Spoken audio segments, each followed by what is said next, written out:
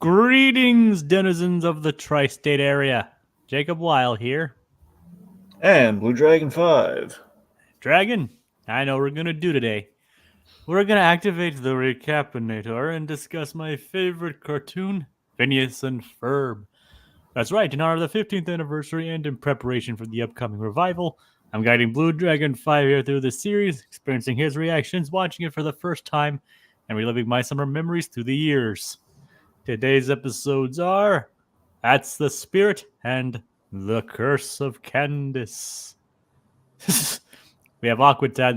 This is Halloween. This is Halloween Pumpkin Scream in the middle of July. Yep. We're not doing Christmas in July. We're doing Halloween in July. I guess Summerween, one could say. Summerween works too. But some of you may have noticed, we've actually covered this already in Haunted Holiday Hijinks. So at least the first half. So we're probably not going to be as in-depth as usual. But speaking of which, that's the spirit. How are you feeling on this one then, Dragon? Well, it's. I think this is a solid episode. Nothing too involved. I mean, obviously, I love the Doofenshmirtz plot. I like kind of our Halloween stuff that we do for the episode. Kind of the nice and simple stuff. It's very unique that this episode is it's not set during the summer, which is so rare in this show. This is we've jumped in time. Yeah, and the fact that they don't even do anything, they don't even build anything, they don't do anything. They're participants in what was already there. It's scary in that right alone. Like, where's the formula? Where's the formula? It's gone. But it's a good. I need an adult. I am an adult. I need a real adult. Hey. Not live action Irving. All right. But speaking of the formula, it's actually another good example of the show working without falling into its usual formula. Yeah. I mean, not that having the formula is a bad thing, obviously, but it just shows that this show is capable of that. Yep.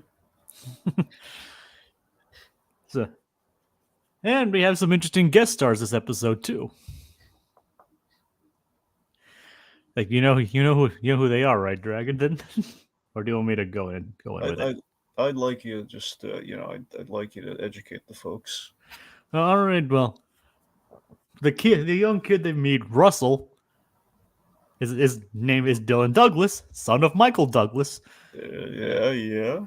Who guest stars as the Pumpkin Ghost, and his real form, Waylon. Yep, so we got Michael Douglas in this episode. And not the first time Michael Douglas has done voice work. I mean, he's not just voicing Hank Pym in animation, but I mean, he is does a really wonderful job on the Green Eggs and Ham Netflix show. Oh, I didn't know he was in that. Oh, yeah, he's, well, they call him Guy M.I. He's the guy who refuses to eat the green eggs and ham. He does a great job. Oh, nice.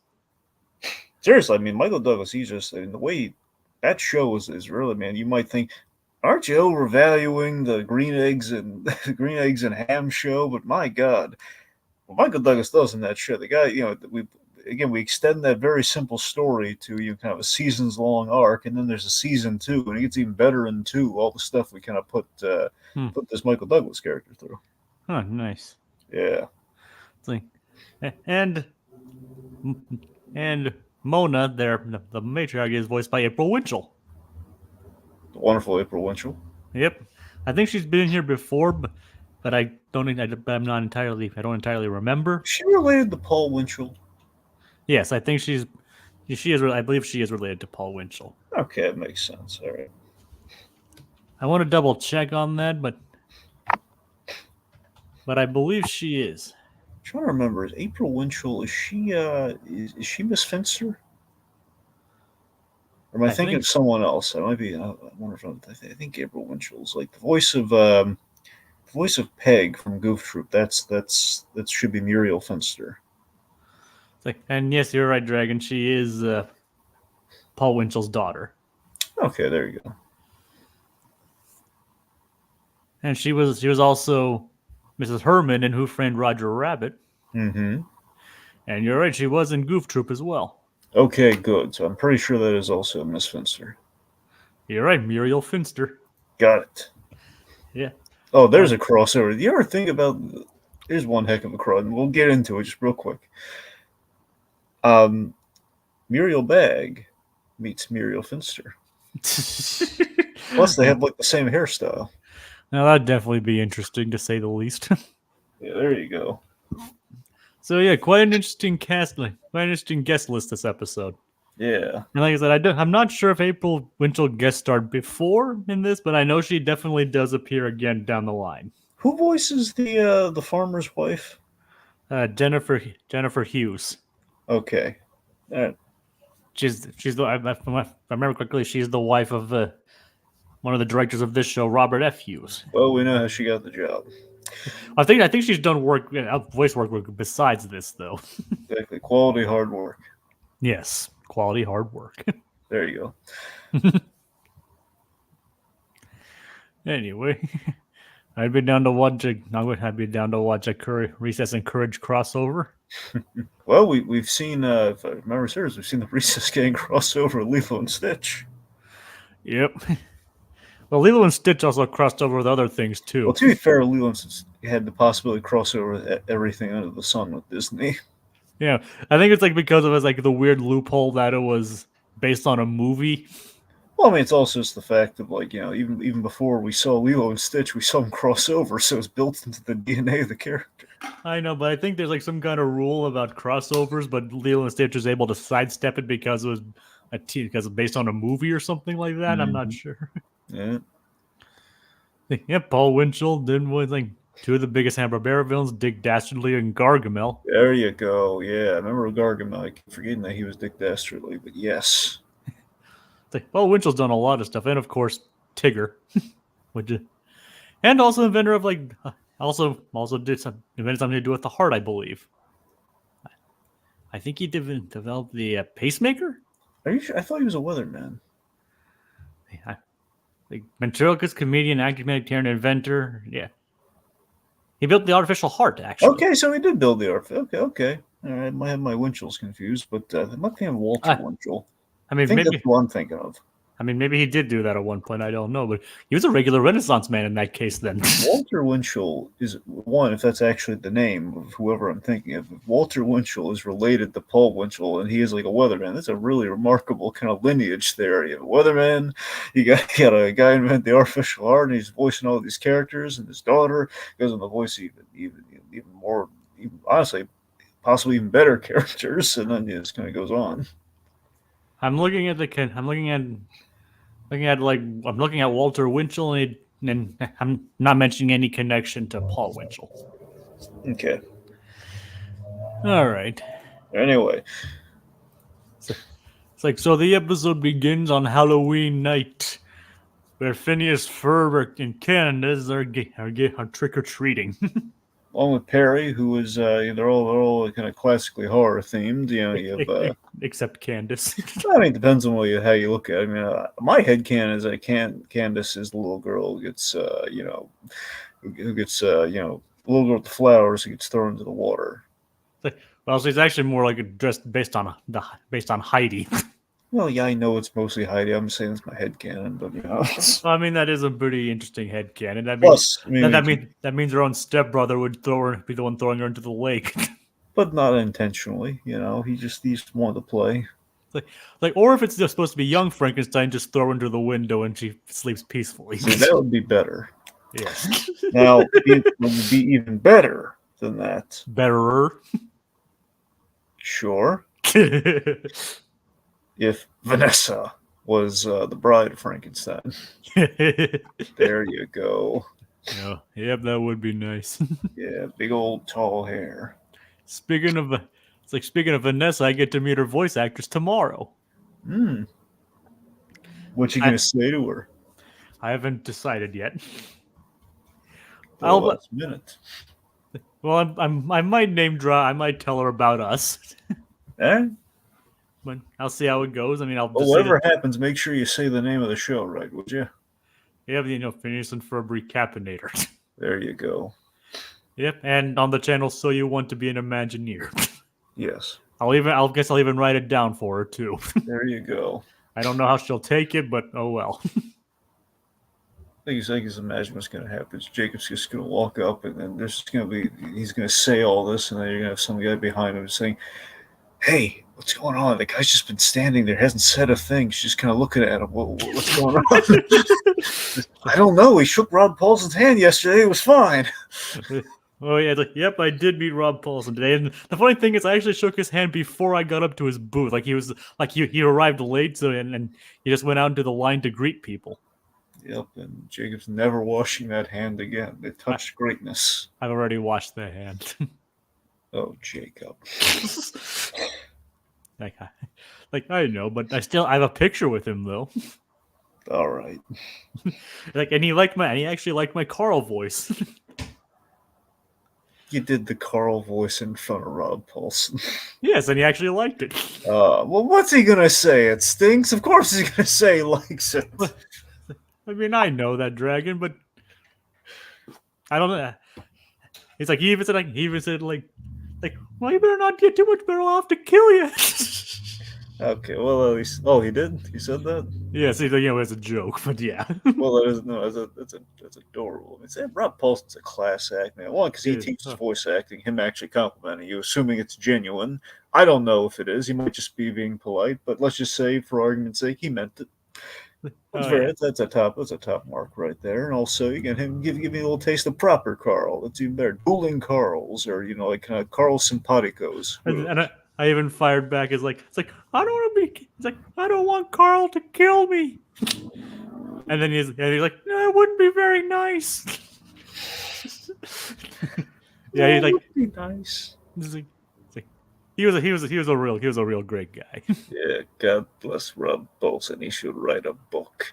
Okay. I even mentioned the book that I started reading his book, and he was like, "Thank you so much." Like he genuinely thanked me for reading his book. Yeah. It's like I wish I actually had the physical copy to have him sign, but maybe next time he comes.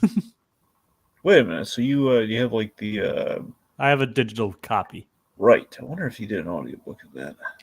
I don't think he did. It'd be shocking if he didn't. I think there's an audiobook available, but I have to double check on that. All right. But enough of my convention adventures. Okay, the point being, we like Vanessa. Yes. And I will be seeing her tomorrow. But just don't get tongue tied. Don't be Ferb, Jacob. Don't be Ferb. Ferb's not tongue tied, he's just quiet. That's what I mean. I'm saying don't do your impression of Ferb when you meet her. What about my Grommet impression? I don't think she can handle that, Jacob. All right, not everybody can. See, that's what happens. Like, why is he so quiet in front of her? We're all waiting here. It's just he said he was going to do an impression for her, but he's not saying anything. I like, it's his Grommet impression. Oh, like someone record this for posterity. It's not every day someone does a Grommet impression. Well, and as much as I would love to do it now, we spent too much time on this. Well, go on, tell them what happens. It's like, well, what happens is like, for some reason they don't believe Candace is in a costume, and for some reason Phineas doesn't believe Isabella's in a costume either. Okay, the Isabella gag's really funny. However, I still don't get the Candace gag that much. It's like, well, it's just that they think that she looked like that a couple of years ago and hasn't changed her look. She's just wearing her normal clothes. Yeah, but we really don't have a frame of reference for that. It just doesn't seem like a big heart, like a really great gag, you know? It's like, I don't know. It's just like, considering how she looks different than she knows, it's like, I haven't worn my hair like this in 2 years. I don't know. I just think it just kind of... I think they came up short on, you know what, throw up the image. All right, hold on. Hold your horses. Or cows. Cows, too. And Swampy. Guys, we're all friends here. Just admit it, okay? You ran light on Candace material for this week. Honestly, specifically this half of the episode, you ran thin on it. It's okay, guys. It happens. All right. It's just you didn't have much. You went with an unexplained Heidi joke. Okay, it's not the end of the world. It's just you can tell us. We've gotten this far. We understand. There's a lot of episodes. There's only so much. You're there. Sometimes you don't have room for the A material. It's okay, guys. Just let's when we do the revival. Let's do better. Let's try to avoid that. I believe in you. We both do. Oh yeah, they will do better, I guess. Okay. Speaking of which, I do have some news about that.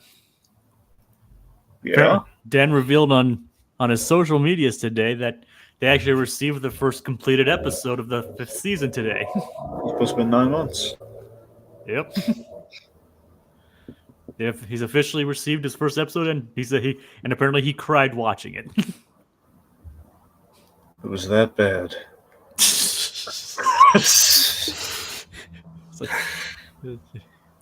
He's like, I think it was because it was that good. Well, I mean, it could be covering.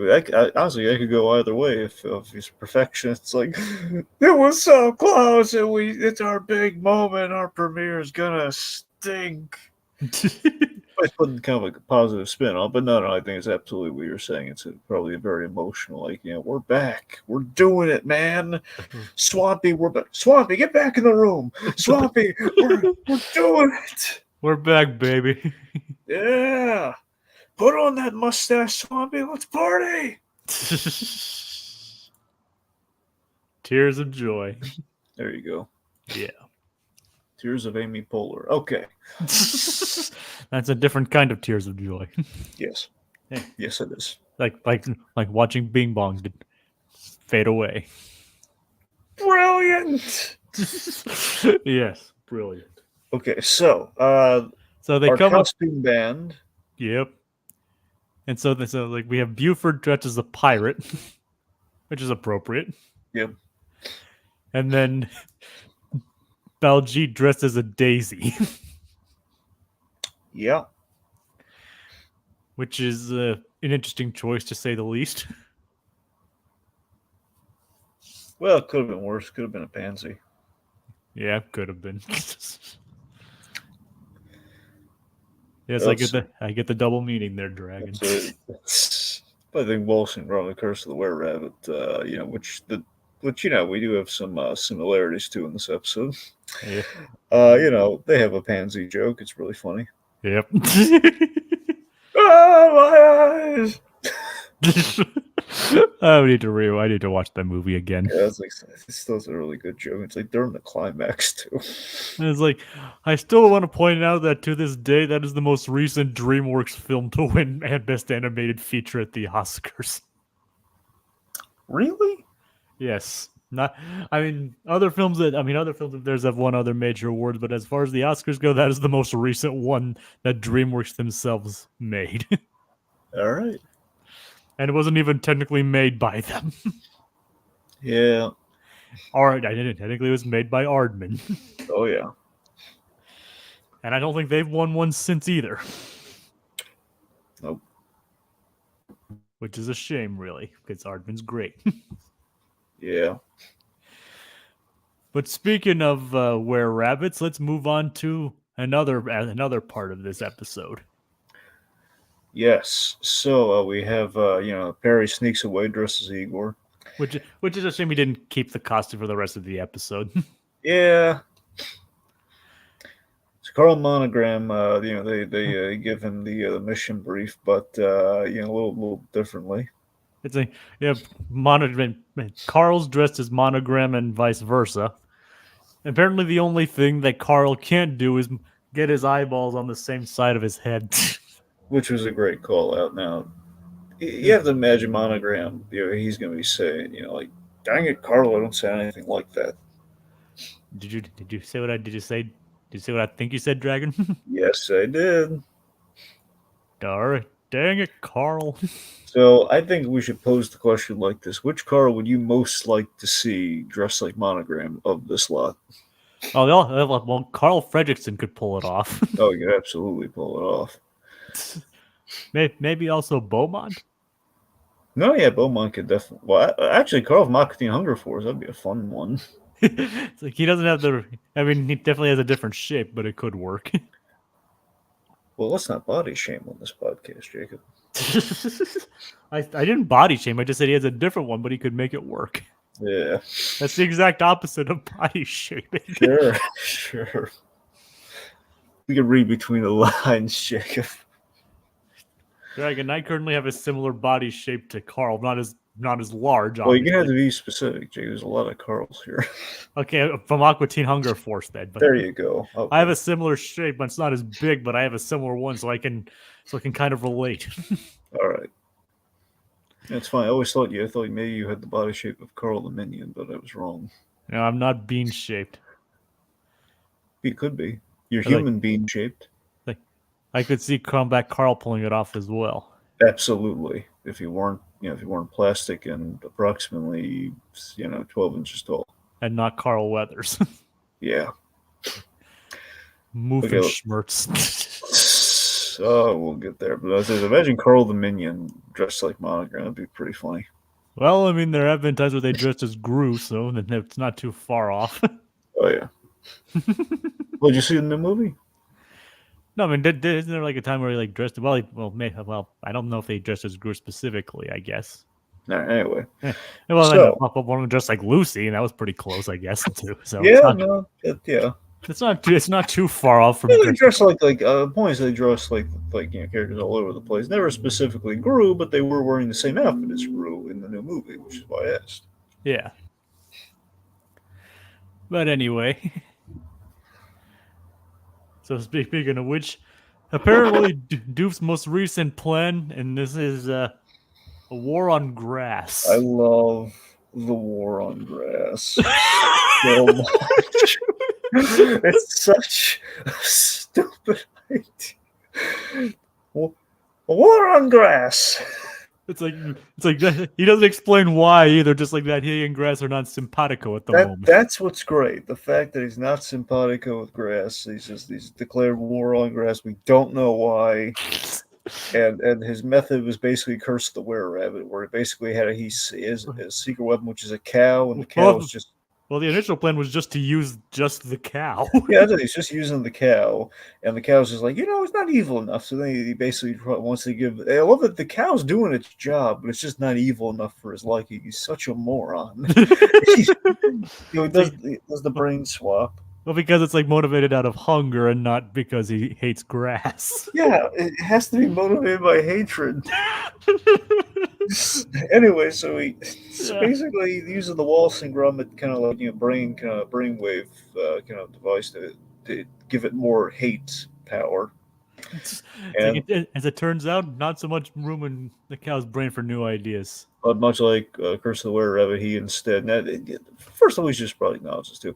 Absolutely a Wallace and Gromit Curse of the Were-Rabbit parody, right? Like a reference to it. I mean, like we're doing a lot of beats from that movie. Well, obviously like werewolf and classic werewolf movies, obviously Curse of the Were-Rabbit, and of course this isn't the first Disney cartoon to have a werecow in it. Yeah, of course, I mentioned this during the hijinks, but Werecow, just in concept, does remind me a lot of the Howard the Duck bad guy. What's the Howard the Duck bad guy? Hellcow. I forgot to change the banner. Thank you for pointing that out, Aquatad. Yeah. Yes, but Hellcow. Hellcow. Hellcow. I bring up Hellcow because my favorite issue of Deadpool Team Up was Deadpool teaming up with Hellcow. And it's so funny because Hellcow, he can't talk. He just says moo. Deadpool's like doing like a buddy adventure with Hellcow against like an evil scientist that's like experimenting on Hellcow, and just oh god, it's so funny. Oh god. Like I said, this isn't the first Disney cartoon to have a Werecow in it either. Yeah, Dave the Barbarian. there you go. Remember, it was like when the Dave turned got bitten by a cow and became a werecow. Mm. Here they went for more of like a brain swap kind of thing, obviously. But So again, I'm saying between the brain swap and the whole, like, we see the trails. Now, again, I know Wallace and Gromit is getting it from werewolf movies, so it's entirely possible that's where Dan Swampy, that's where writers pulled it from. It makes sense, but still, I don't know. I think these guys are too smart not to watch Wallace and Gromit: Curse of the Were Rabbit and get a little inspiration. I mean, it's entirely possible then they did draw inspiration from that. Yeah. I mean, it'd be a good place. A good place to draw it from. Yes. I mean, heck, including like the mind thing, as you specifically mentioned, that's like directly from Curse of the Were Rabbit. Anyway, so Doofenshmirtz has chained himself up, saying, "Please, I don't want to mow again. Get it, like moo and then mow." So yeah. He's like, well, and the thing is, like, he's like, he's upset because it's on Halloween, like the one day he can do what he wants without any consequences. I love the basically. detail that Doofenshmirtz really enjoys Halloween. Yeah. I love that he's actually protecting people, saying no candy here. Doesn't want anyone to be endangered by the Werecow. Well, it doesn't do much good considering he breaks free anyway. Oh, of course not. I mean, it makes shoddy restraints. I mean, you can barely build a trap. But you gotta admit, though, the transformation sequence is pretty well animated. Oh yeah, so that's the thing. Of course, you know what that's a nod to, right? Oh, yeah, it's like American Werewolf in London. There you go, the werewolf transformation. Thanks to Rick Baker. Oh yeah, like I've seen that movie. I've seen that movie, Dragon, and I mean, it definitely earned. It definitely put Rick Baker on the map if he wasn't on it already. Oh yeah, well no, it detailed the map, Jacob. The map was there. It added all like the little landmark, like little stickers. Oh yeah, it's like just pure makeup and animatronics.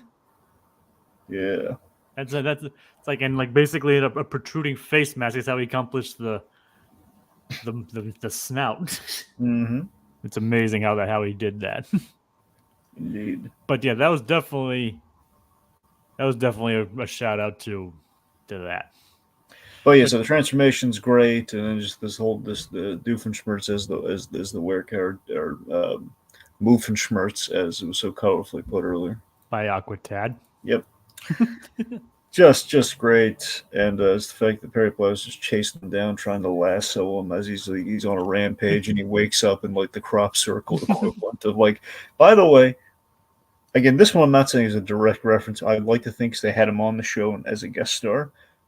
Looks a lot like the movie cow, like Kevin Smith's like a parody of Disney with the movie. From basically he's worked into a whole bunch of stuff. The Jay and Silent Bob films, and more specifically, Dogma. Huh. I wouldn't know. Yeah. But it is possible. So I'm not gonna entirely discount that. So. But yeah, and the funny thing is about the Doofenshmirtz thing, it's never actually resolved within the episode itself. Yeah. The last we see Doof, he's being chased by the villagers, if you will. Yep. That's the last we see of Doofenshmirtz. Now, what's more horrifying to you? The next morning, there's you have Heinz Doofenshmirtz on a milk carton, or or basically going to Jeremy serving up some burgers. Well, I forget if Slushy Dog also has burgers, or it's all just dog. But I think they do have burgers. I think they were called Slushy Burger at one point. Jeremy's serving up slushy burgers, and like they got like this new shipment. There's like a lab coat on the box or something. Oh God, no! Like little pieces of lab coat in the patties. Aquadad did point out it's like the werewolf crossed with the fly. There you go. It is kind of like that. I mean, we had a more direct reference to the fly in earlier episodes. Oh yeah. Actually, kind of two if you think about it. Yeah. It's like both involving teleporters of some kind. Mm-hmm. It's almost like an obligatory. Like you have a teleporter, you kind of have to have a fly reference. Mm-hmm. All right. No, what we should really do is do someone should do a parody of The Fly, but it's just Jeff Goldblum. Like Jeff Goldblum walks into the thing, and you end up spliced with Jeff Goldblum. Well, would that be such a bad thing then? Well, that's how you could play it. That's like an Animaniacs like short right there. I can imagine, just like like you just get spliced them together, like like you're becoming more and more like Jeff Goldblum, whether you like to or not. That would be pretty funny, to be honest. Yeah. The burger tastes evil. Yep. Taste of evil. Oh yeah. What is you know what Hank Hill would call that? What? Charcoal burger. Oh god. He doesn't like things well done, does he? Yeah, he's easy. Well, he's easy company, man. He needs to be propane cooked. Yeah. But charcoal, you can't dismiss the charcoal cook. No, that's what I'm saying. Like here's the thing: his whole family is like they much prefer charcoal, but to protect his honor, they will settle for propane cooked burgers. I mean, don't get me wrong. I like propane cooked burgers, but you can't go wrong with a good charcoal cooked burger. Of course. Plus, it's fun. You have like the rocks. Yep. And he also doesn't like his stuff well done, which is almost objectively wrong. Yeah. Too. So, I mean, because respect up, let people eat what they want. Yeah. We'll politely but firmly ask them to leave. I tell you what. Oh God. So back to like the main plot, the A plot of the episode. When they go through the house, they're stalked by a pumpkin head ghost voiced by Michael Douglas. Yep. Basically, what if Chris Sarandon got recast in the opening of Nightmare Before Christmas? Which I wouldn't want because Chris Sarandon's great. Oh yeah. He's also in Princess Bride too. Yeah, actually, wait a minute. I met Chris Sarandon once. Like, yeah, I came close to meeting him at the convention, but I had to avoid going to it because of funds. It was an iffy encounter. He was nice, but it was during the pandemic, and it's like kind of hard to get a selfie with him. He was very, very stringent about the mask, so I mean, I guess that makes kind of sense. It does, but it was like usually a thing where I think people would remove it very briefly, like to do a quick picture, then pull it up. But he was very so it wasn't. We didn't ultimately get the picture, so it was kind of a whole thing. Not an argument, right? I'm just saying, like, just ultimately, I was hopeful for a picture, but didn't end up going. Apparently he's in West Virginia, like Little Blue, or from West Virginia, like Little Blue. Well, there you go. It's like, heck, I just learned today that Rob Balson's from Michigan. Well, yeah. I didn't know he was from Michigan. Well, now you do. And he's, what do you know? He lives in this. He's from the state I'm right above me. I'm right below Michigan. Well, my state is anyway. So it's pretty cool. Okay. All right. So they're being chased by Michael Douglas. Which is scary. Yes, it would be. Yes, it is scary. Only even going down into the basement full of so it somehow has a river and things full of zombies and ghosts. Mm-hmm. It's like I'm not a ghost, but a sheet that lives. I don't know. I like that. I don't need organs, but I could go for a nice cucumber sandwich. Then they find out the whole thing's fake because they're like, wait, how are you a vegetable ghost? So, and then they pack things up. And we subvert the whole, hey, there's our one last surprise. Like, dude, go home. We're done. It's like, all right, see you next year. All right. It's like, and obviously hear a bit of the Halloween theme there. Mm-hmm.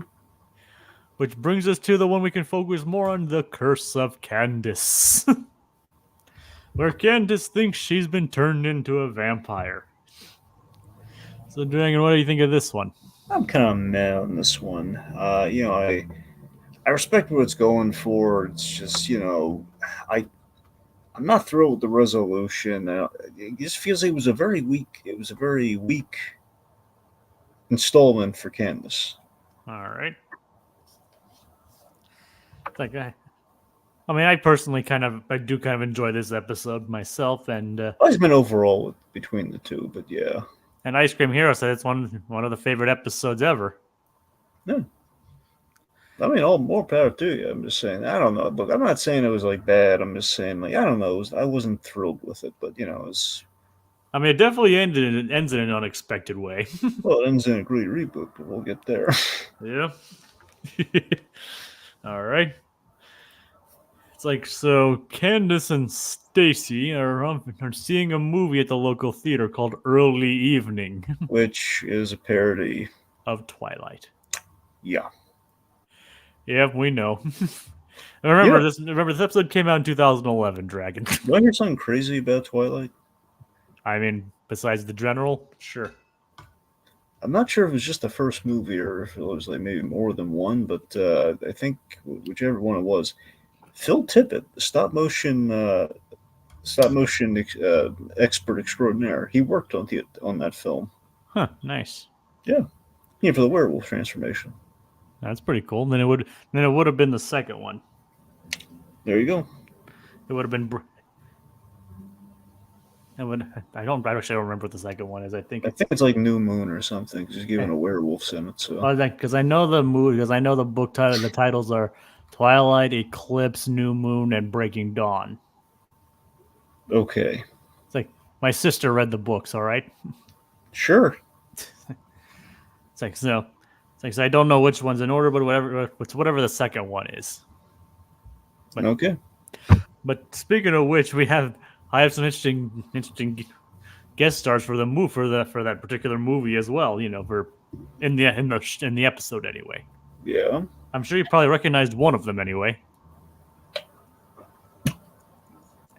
Dragon.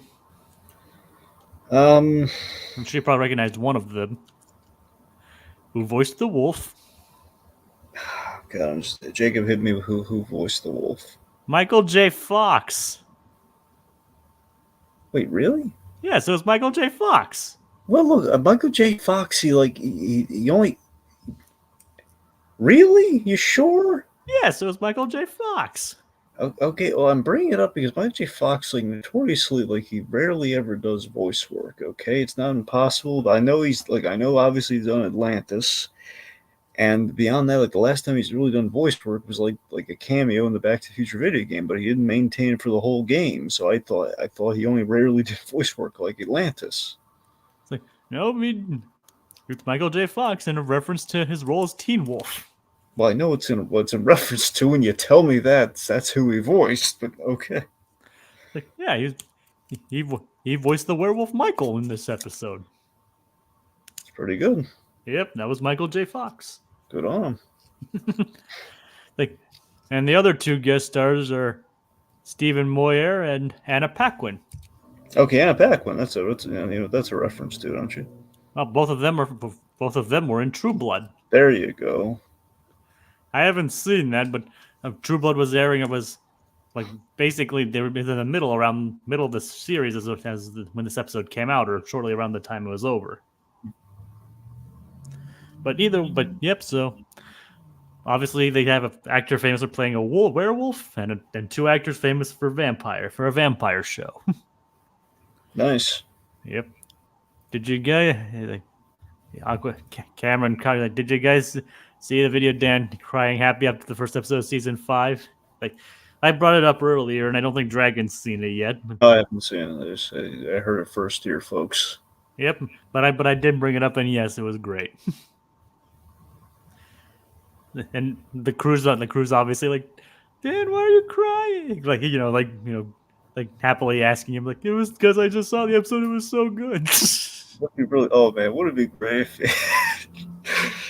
great if he pulled like a Pam Travers? It's I'm crying because it's so awful. I can't abide cartoons. Oh, God. And he's in the wrong job then. There's things like, let's go fly a kite. Oh, God. Alrighty. So anyway, and we have some Stacy foreshadowing the sticky substance on the movie theater floor. Which comes back later as a death trap. Yep. And is she wrong though, Dragon? No, she's not. Exactly. You always go to a movie theater and you kind of expect your feet to stick to something. Yeah. But on the way out, Candace ends up getting attacked by a vampire bat. Yes, it was in a cage and rented for the event as a promotional feature of this movie theater. A real life bat. Yeah. So speaking of which, what'd you actually think of the movie? It's the movie they were watching. Well, I love that they were taking pot shots at Twilight. Yeah, it's like it was a popular thing to do in the 2010s. It was. I'm thinking like Hotel Transylvania and stuff. It's fun to do.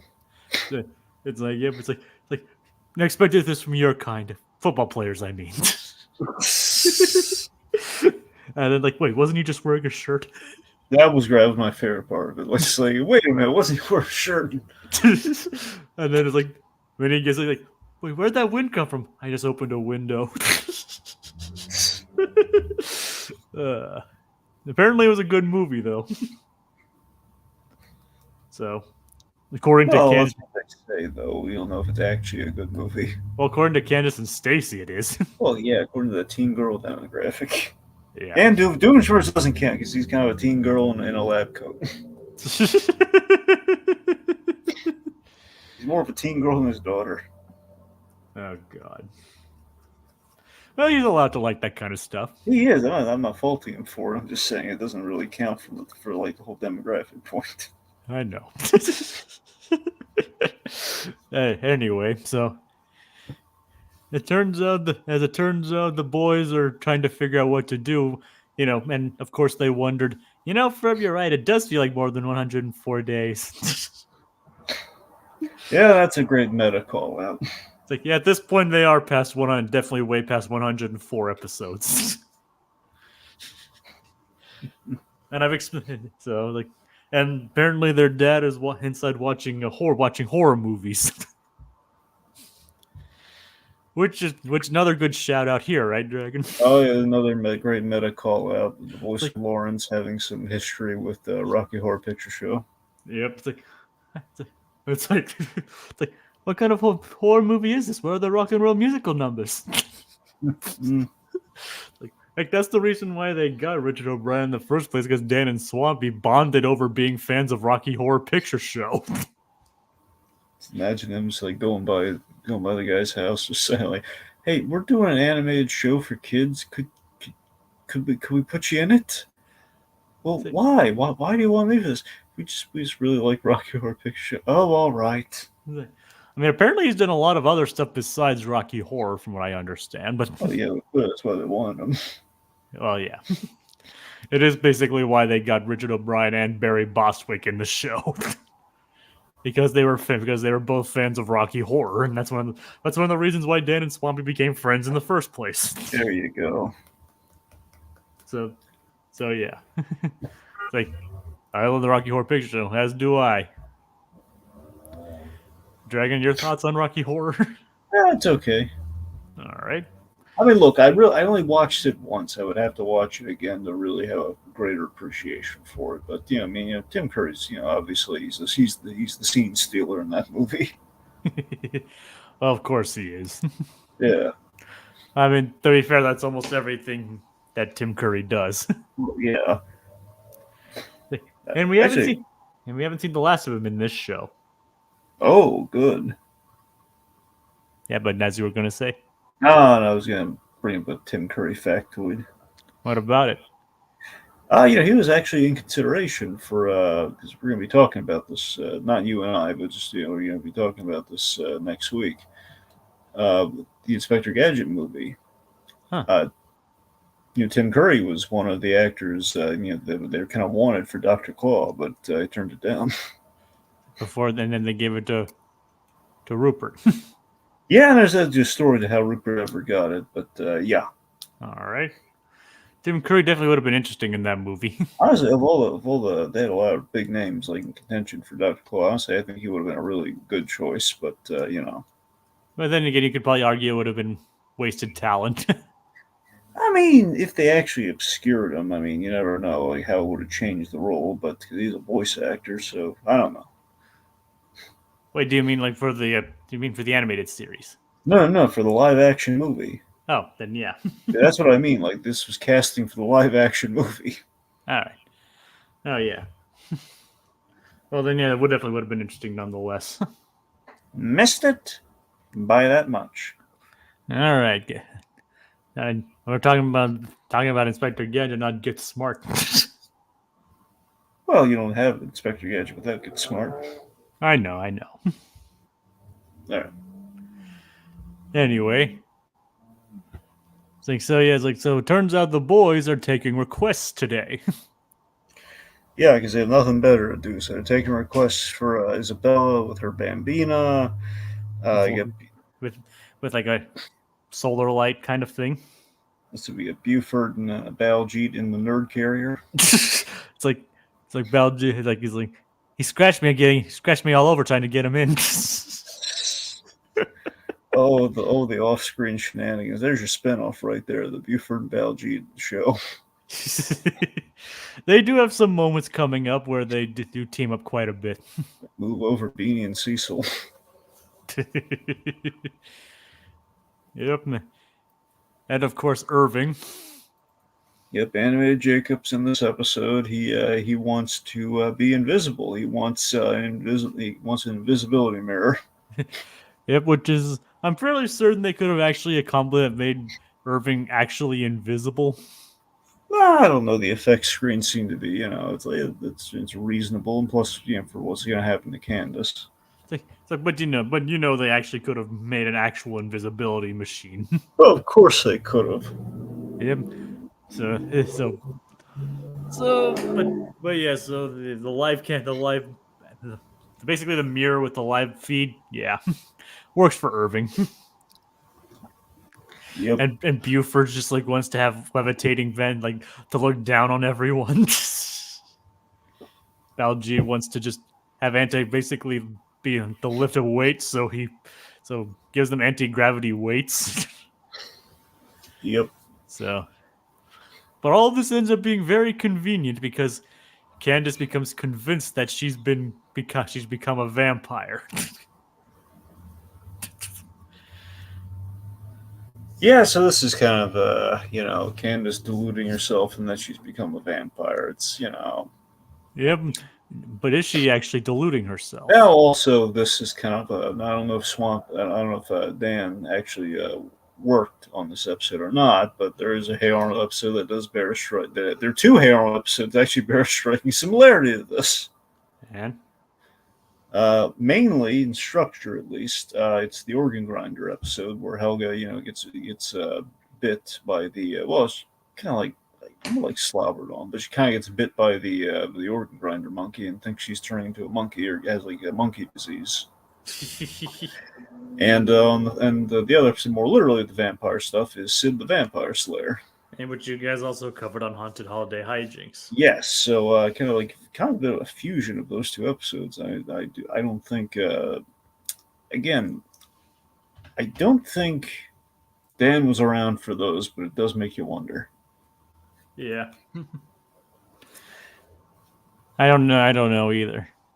Regardless, just kind of like a whole okay, can't how gullible can you be, man? Come on. It's like, well, how is she supposed to know?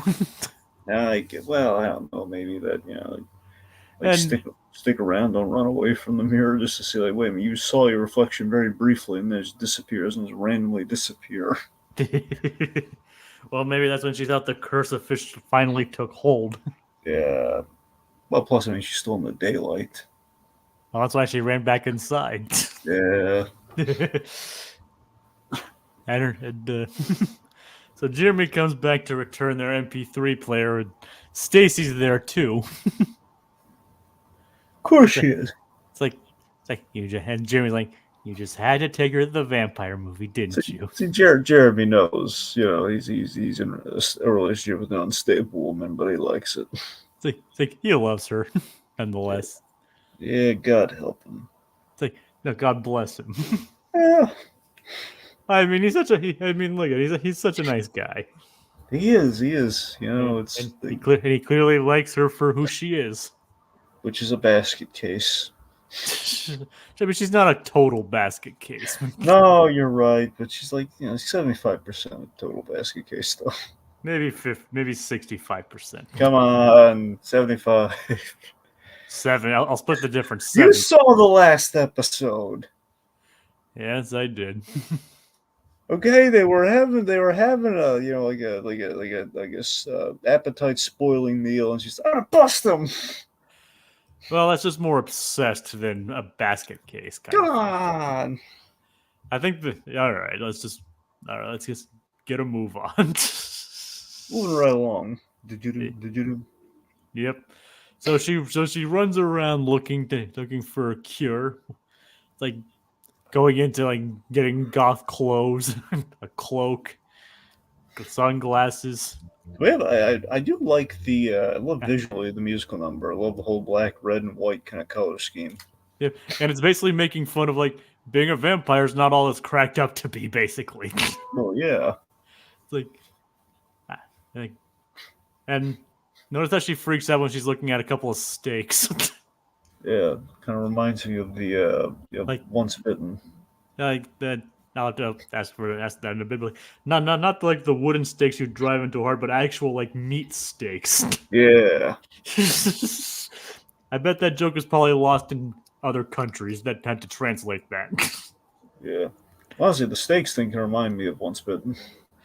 What exactly is Once Bitten anyway? Once Bitten was one of the earliest films, not the earliest, but honestly the earliest starring film that Jim Carrey ever did. Oh, nice. It was like an 80. I think it was 85 or 80. It was around 85. Might have been like a year before, a year after. And basically, he plays. I think his character's name was Mark. Essentially, average Joe gets.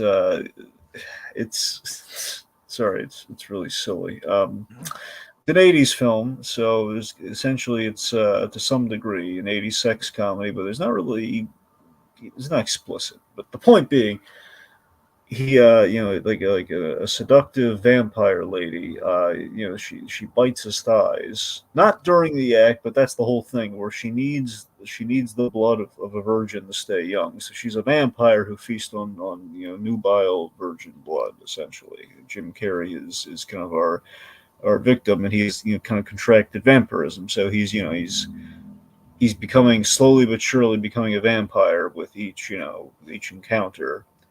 And there's this whole thing where in the transformation, again, like high school student, just kind of like becoming more and more vampire like. And one of the things, like he's drinking like the blood from a steak, and he's like he's getting like his hamburger at school just completely uncooked, stuff like that. So it's like kind of fun vampire-y kind of stuff like that. That sounds nice. So I'm saying every time you think of like vampire and steak, I'm thinking like the whole like, oh man, so these becoming a vampire. So that's the sign. You're eating the uncooked meat or like the juicy bloody steaks.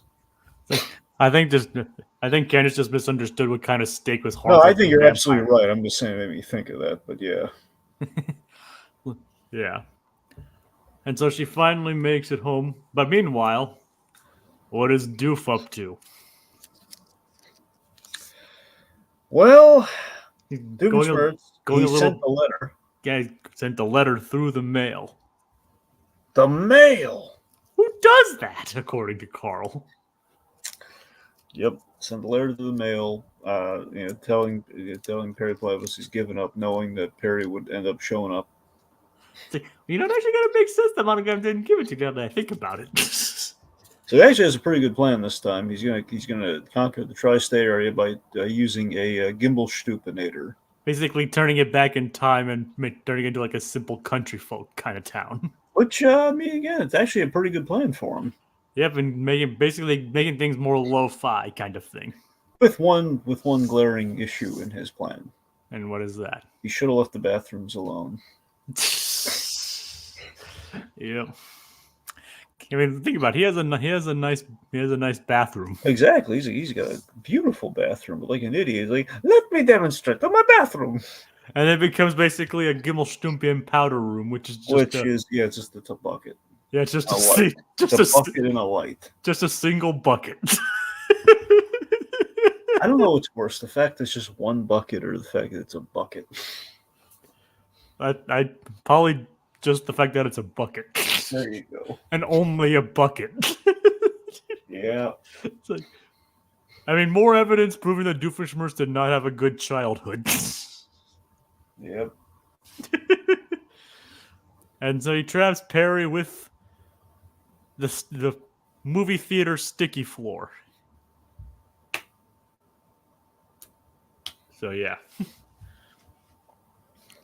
And so I think my favorite joke regarding the Gimmelstumpian is when he fires and he hits the guy's sports car.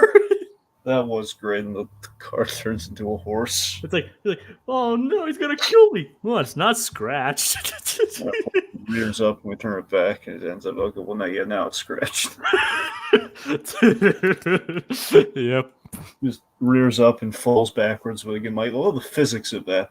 Horse rears up getting scared by the blast and ends up getting blasted back into a car, and the car's basically on its end, nose up, and of course it's going to tip over.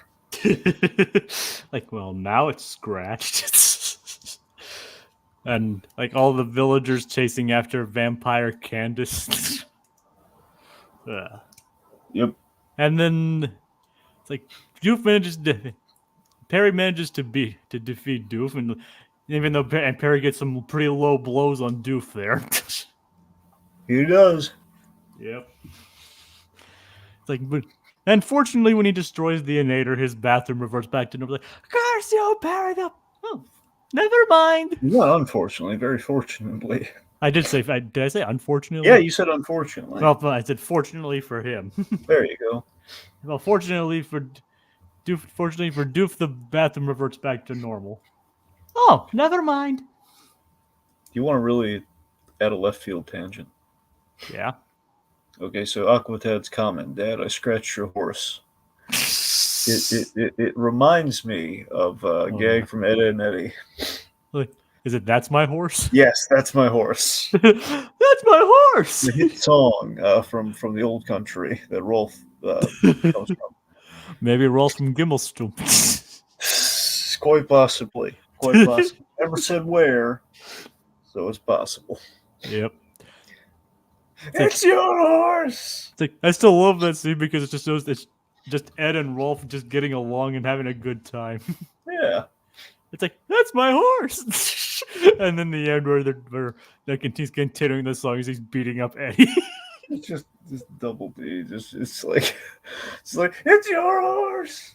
It's like, no, it's my horse. It's like, oh, I love that. I love that episode. It's a great one. Anyway, it's like, so yeah, Candace makes it back home. She pleads to Phineas and Ferb that they're chasing her. It's like why? I think they like to be called marathoners. Like, and I do like that. You kind of like the joke here, going like, it's like, why would marathoners be following anyone except maybe 3 guys from Kenya? Anyway, it's like, I think it's kind of funny though how Ferb is convinced that she's a vampire up front. like that sounds like a vampire to me. The voice of reason. Well, ultimately, he's right. So I mean, Ferb probably knows something. Yep. Like, and if you notice, she does have like the baggy eyes, kind of to hint at that. Yeah. It's like, so like Ferb's just like.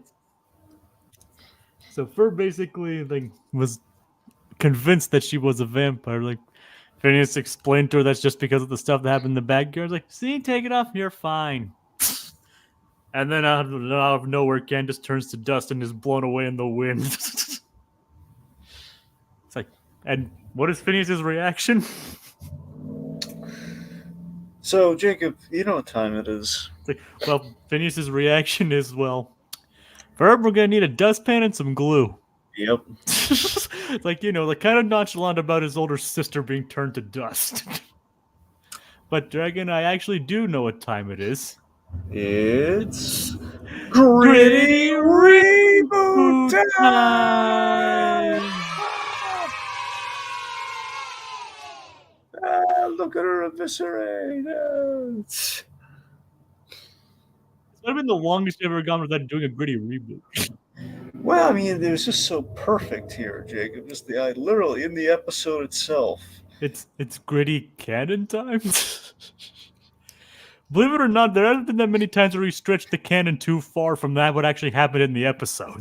I mean, look at it here. Just like Phineas killed his sister. Well, the movie theater that rented the bad kind of turned her into a vampire, but he's the one who, completed the process of killing his vampire sister.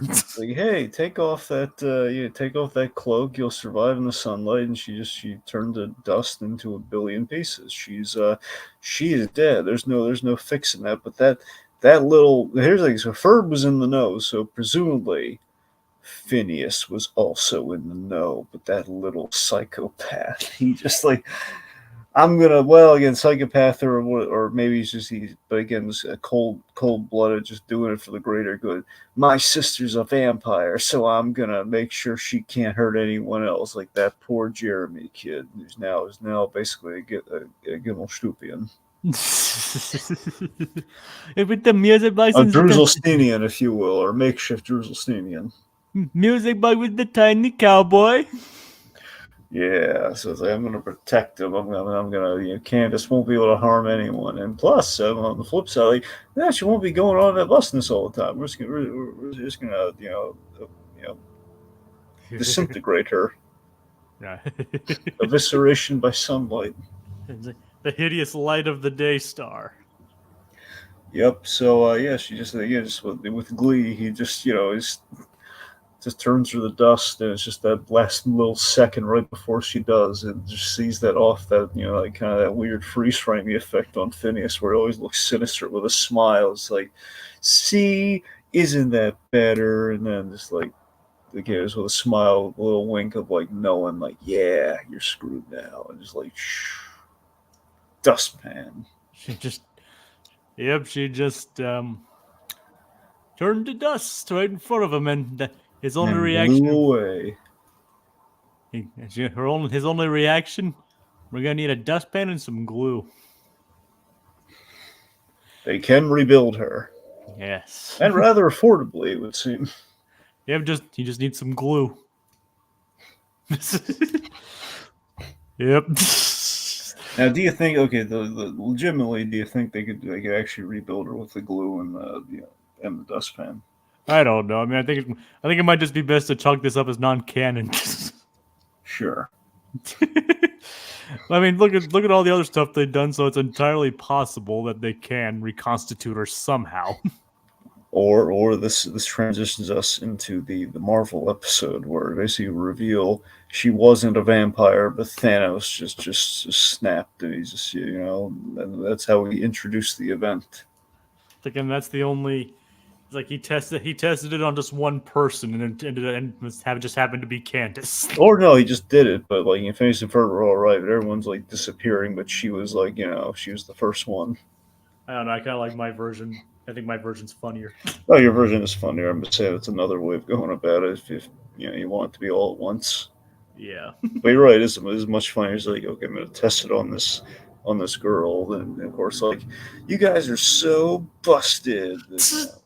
And Thanos is going like more like dusted, snaps, and then you guys are so dusted. Yep. And it turns out she got dusted. Yep. Oh God. Candace, daughter of Linda. Yes. Unfortunately, Thanos is not in the Marvel episode. Well, big surprise there. Oh, yeah. So, yeah. I mean, it can be kind of hard to fit him into that kind of thing. Well, we know there was only There's only so many characters they could put into it. Yes, we know, Dragon. We'll get to that in a Yeah. year. We'll get to that in a year. Yep. In the meantime, I'll try and put some word out as to why. But in the meantime, do we have any more to add to the gritty reboot? I don't think so. All right, I think that does it for this episode. Then, what do you think? I agree. All right. Thank you, Awkward Dad, Cameron Cochran. We briefly had Ice Cream Hero, Little Blue, and Code Geass. So thank you all for joining in, and be sure to join us at the same time next week, where the boys get trapped in a tower, and then things get a little bit backwards. Good night, everybody. Candace, so of course she gets everywhere now.